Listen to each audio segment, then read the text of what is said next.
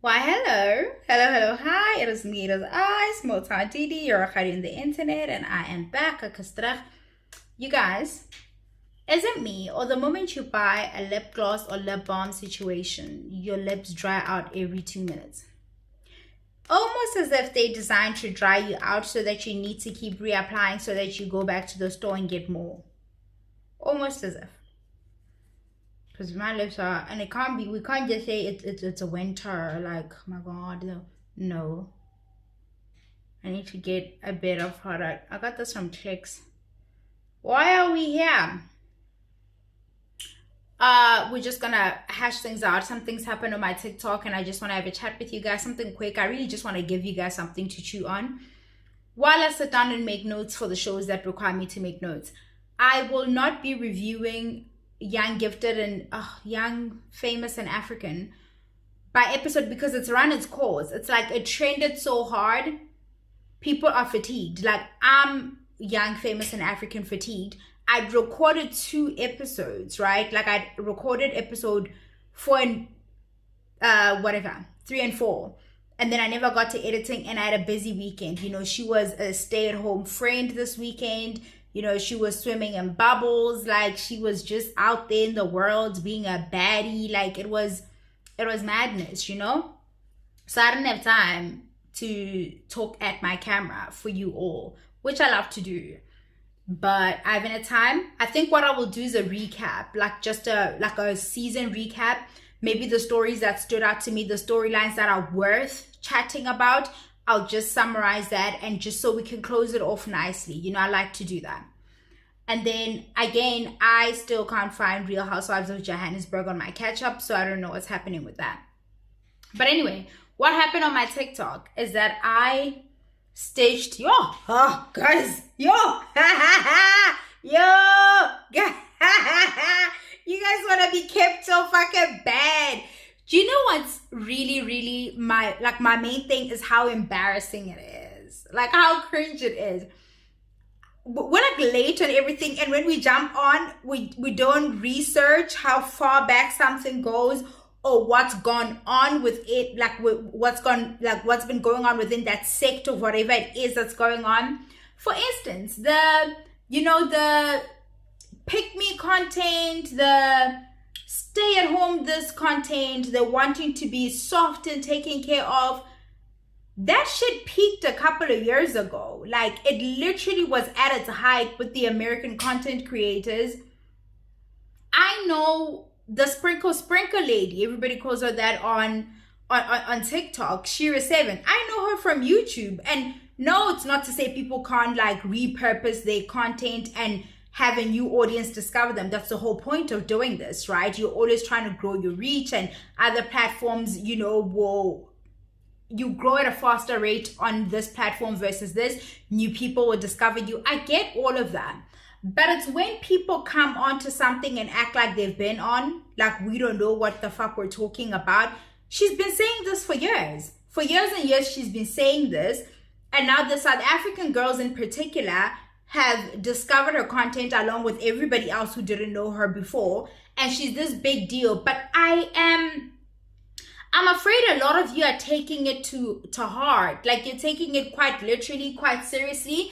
And I think she's serious. Like, a lot of people are like, oh, I just thought it was just entertaining. She is serious about the shit she says because she lived that life. I even understand why she says some of the things she says, because it's hard for the girls out here, right? You lead with your heart. You try to find a partner. You try to do the right thing, but your ass keeps getting played. And she's saying, here's a playbook. You don't need to allow these people to do this to you. Negating the fact that there's just so many things at play. Some of you take that advice, if we can call it that, or her opinions, her teachings, and you try to implement it in environments that don't function in the same way that the environments she came up in function. And it's like, you guys don't get it. So there's all of this. She comes into the conversation only because I stitched a TikTok about the stay-at-home girlfriends, where somebody made the point that it's such a classist thing. It's like, if there's money involved, then we call you that. But really, aren't you all just unemployed? Then another lady who's on here, she's on YouTube, and I forget her name every time I need to remember her name. She made a stitch saying that there are people, I'm paraphrasing, there are people in the discourse that shouldn't be there. And it's mostly, it seems to be a conversation of the kept girlfriends and the corporate baddies who are taking a lot of strain mentally from the amount of work corporate requires of them, and they are somewhat envious of these girls who just get to go to Pilates. And like, now I'm just supposed to believe that like Kanye Samkhadi and everybody is going to Pilates. Like, it's shit like that where I'm like, if you're going to like bite from a concept, zhuzh it up, spruce it up. You can't just copy and paste like that when the environments don't even mirror each. You bitches are not going to Pilates, and I don't know who you're trying to convince that you're going there. You're not. Not only are your fucking boyfriends broke, you're just not going there. Like, I know you're not having dinners and brunches every other day. You guys should see the comments, and you I should just find this post. You guys should see some of these comments in my, I wonder if I should just attach the TikTok that I posted so we can have the same chat, you know?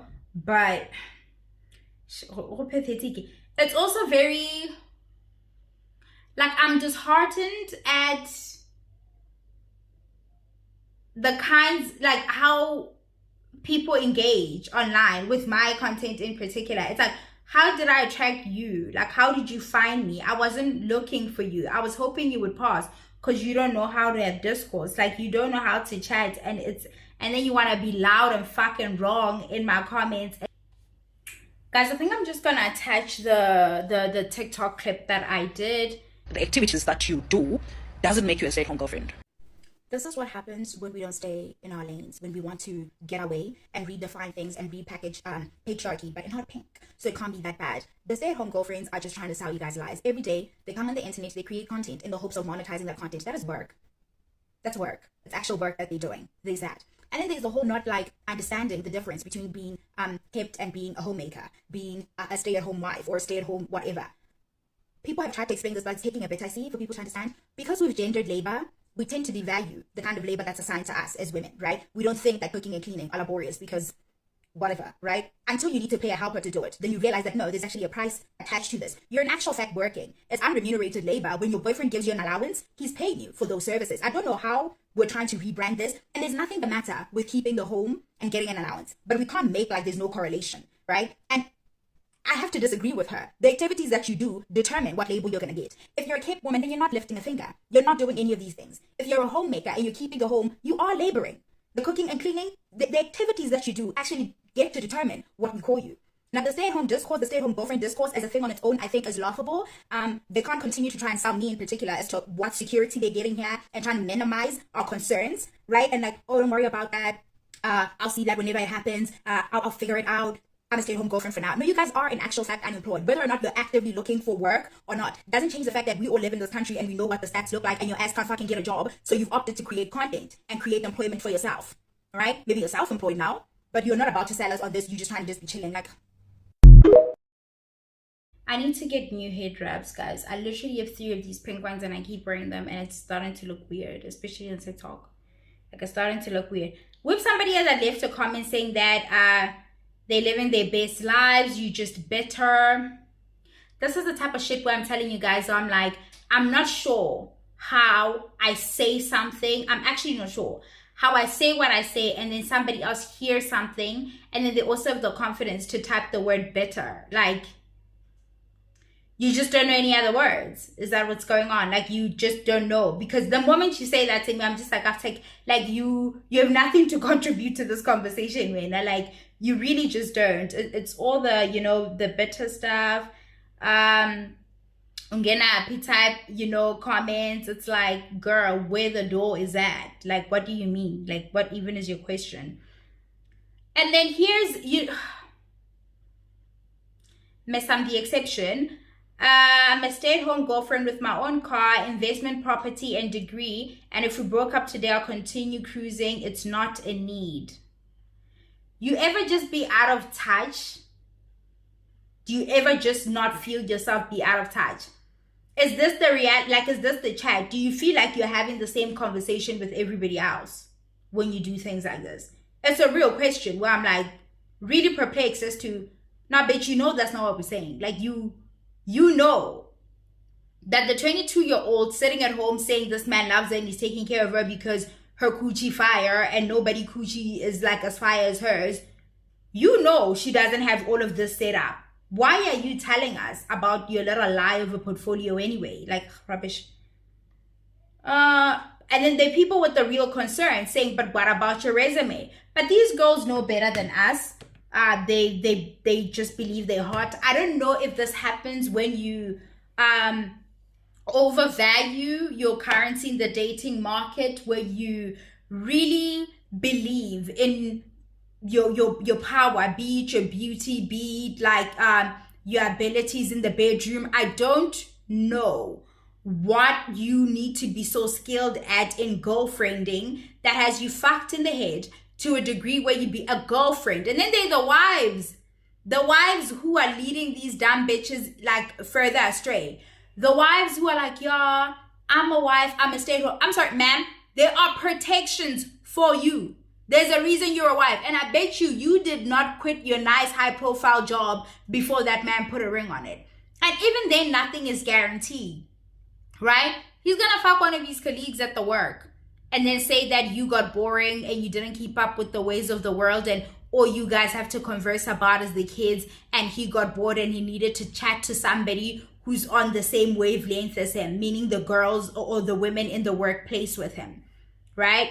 Now you're no longer appealing because you have essentially turned into maid and cook and person who looks after the kids, person who tends to my needs, and he no longer sees you as a sexy, viable person.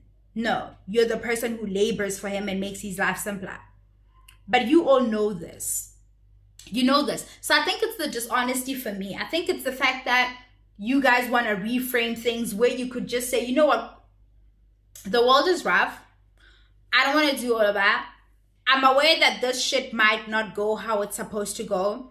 But for now, I need to be here. We could rock with that. But you guys, you guys' problem is that you clearly haven't found a man you can trust. You trying to shame us, like me. You're trying to shame women for men being untrustworthy. Do you hear that? Your problem is that you haven't found a man you can. I haven't found him. Do they exist? You're acting like they're just existing in their droves and Gabapim, like I'm the one just ducking all the good responsible men, and oh my god, it's raining responsible men. Like, you're stupid. Like, my friends would take my phone. They would literally take my phone like, girl, you're embarrassing us up on here the internet with some of the shit that you say, which I do. And they don't take my phone because, you know, they far. But in your case, they'd make a plan. They would take my phone. So we can't find them. Like, really? Like, honestly, guys, I want to sympathize now, but I'm fast growing into the kind of woman who's just like, I guess she made her bed. And I never wanted to be that sort of woman. And I want to rein myself back because that's not my make. That's not my actual design.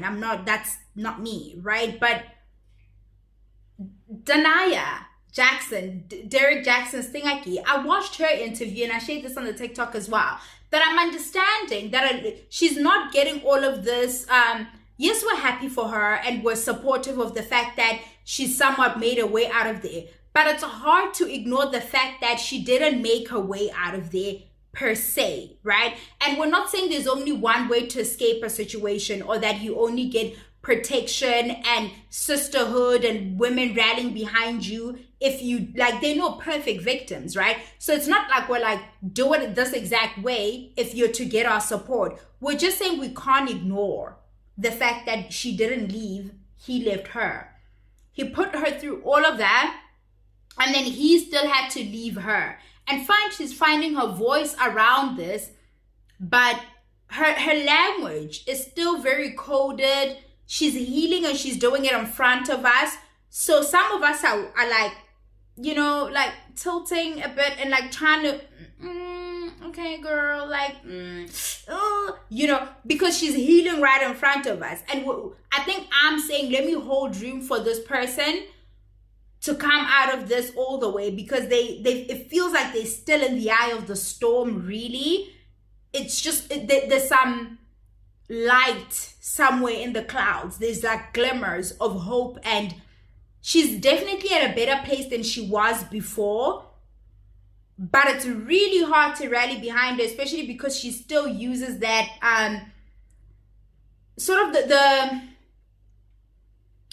I don't want to call it a Christian thing because it's so radical. It's not even, I can't even just say it's Christian, because that might not be fair to people who identify as Christian and don't operate in the same manner. It's too radical for me. Like, she's still very much indoctrinated in a way, and her speaking around some of these issues is still laced with some of the ways that had her stay in that position. So it's really hard to rally behind her. But she's one woman who was being at home and her man was taking care of things and other things, okay? And we see how that well fucking panned out for her.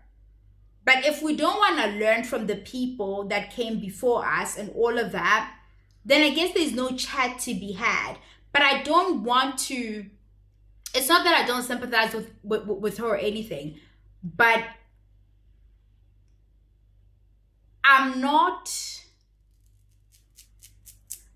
all the way there. Like, oh my God, poor person. And she also accounted for the shit that she's done wrong. So there's that, and I'm proud of her for not necessarily wrong, but in the ways that she played a role in finding herself in that position eventually. And I like her for that. But at the same time, I'm also like, I don't know, girl. Are you all the way sorry about some of the stuff that you were saying? How you were weaponizing that, you know, the good book, honey. But like, anyway, I really had nothing important to come and chat to you guys about. I think I just miss being in front of a camera. Might just be. Bye, Yella.